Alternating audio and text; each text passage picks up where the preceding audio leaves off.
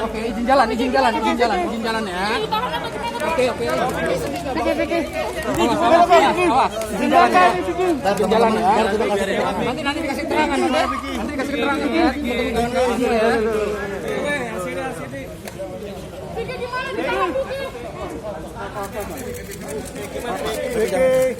Gimana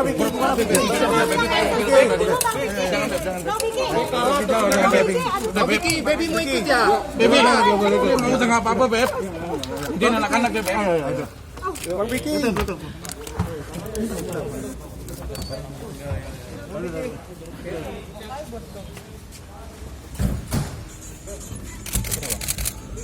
Bang Vicky, sikit Bang Vicky.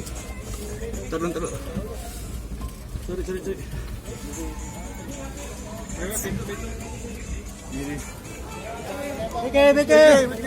Vicky, bentar Vicky. Gaby aja Gaby. Hargai wartawan Vicky. Gaby aja Gaby. Gaby gimana Gaby? Gaby ini gimana ngelihat? Bang, ayo. Gaby gimana ngelihat Bang Vicky? Gimana tanggapannya? Ini gimana Gaby? Minta doanya ya. Iya. Minta doanya, terima kasih. Tapi gimana, sedih nggak? Enggak lah. Bang, mau dulu Bang. Ngomong dikit Bang, bentar. Bang ngomong dikit Bang.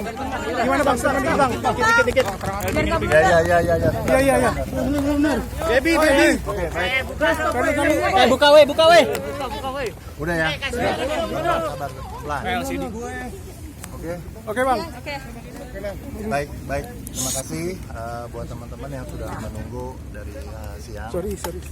Pada intinya kami minta doa restu terkait penanganan perkara saudara kita, sahabat saya, teman saya, Vicky Prasetyo, terkait laporan Angel. Ditahan berapa lama, Yang Bang? pertama untuk tahap penuntutan di Kejaksaan Negeri Jakarta Selatan, pihak kejaksaan melakukan kewenangan ya untuk melakukan penahanan. Penahanan ini kemudian ditempatkan di Salemba.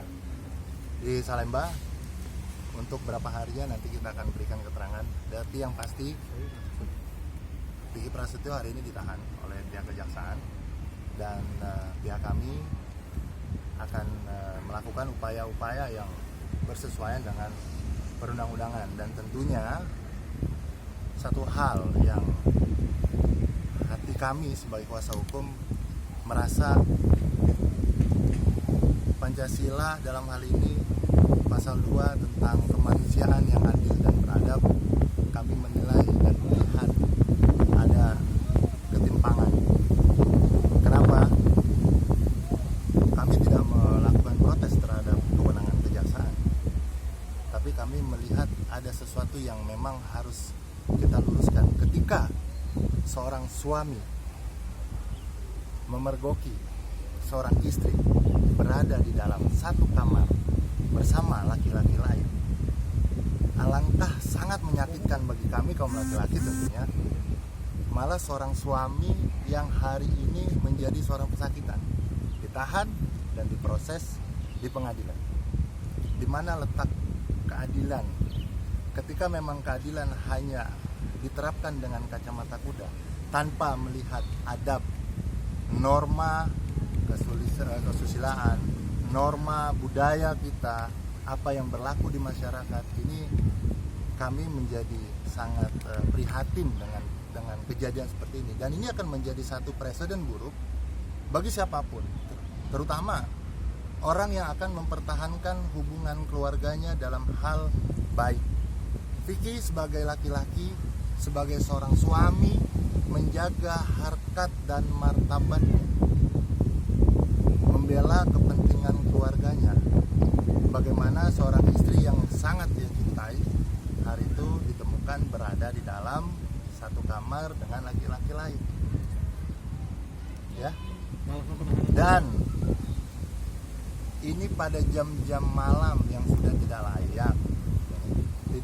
layak, dan memang menurut hemat kami Tidak ada satu norma pun yang membenarkan tindakan seorang istri. Tidak ada satu agama manapun yang membenarkan seorang istri berada dengan laki-laki lain di dalam kamar.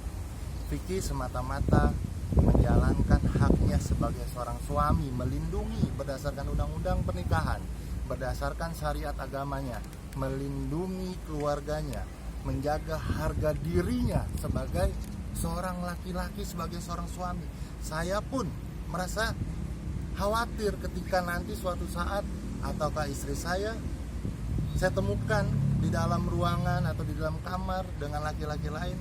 Saya tidak bisa berbuat apa-apa. Karena kenapa? Saya takut dipenjara.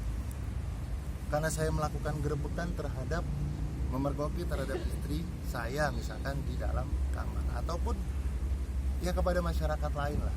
Ini akan menjadi satu presiden buruk, merubah norma, merubah adat istiadat. Kita orang Timur, kita orang Indonesia, kita punya adab. Hukum ditegakkan, kami sepakat.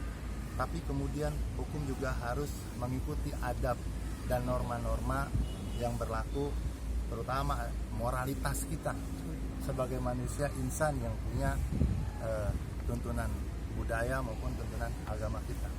Proses selanjutnya apa Bang, kalau boleh tahu? Yang pasti kami akan menunggu proses daripada kejaksaan untuk segera memohon kepada pengadilan untuk disidangkan. Tentunya proses ini akan kita ikuti. Untuk masalah fakta hukumnya seperti apa, kita akan uji materi ini di dalam persidangan nanti. Nah, tentunya sekali lagi kita pengen juga masyarakat memahami permasalahan ini. Permasalahan ini timbul karena ada seorang suami yang katakan, sekali lagi saya ulangi, seorang suami yang memergoki istrinya berada di dalam kamar bersama laki-laki lain, dan hari ini yang menjadi pesakitan adalah seorang suami. Nah, pertanyaan saya adalah bagaimana pertanggungjawaban hukum terhadap dua orang ini, terhadap suami, terhadap istri, dan terhadap laki-laki yang ditemui berada di dalam satu kamar yang memang secara hukum, norma, adat istiadat, susila, agama pun tidak membenarkan. Apa dan bagaimana perbuatan itu, apakah dibenarkan, apakah tidak ada hukuman bagi seorang istri yang seperti itu, atau dengan hukuman kepada seorang laki-laki yang memang bersama istri orang lain di dalam kamar. Ini yang menjadi pertanyaan kita. Harus kemana kami mencari sebuah keadilan? Harus kemana kita harus menuntut hak seperti itu ketika memang suami tidak bisa berbuat apa-apa hari ini?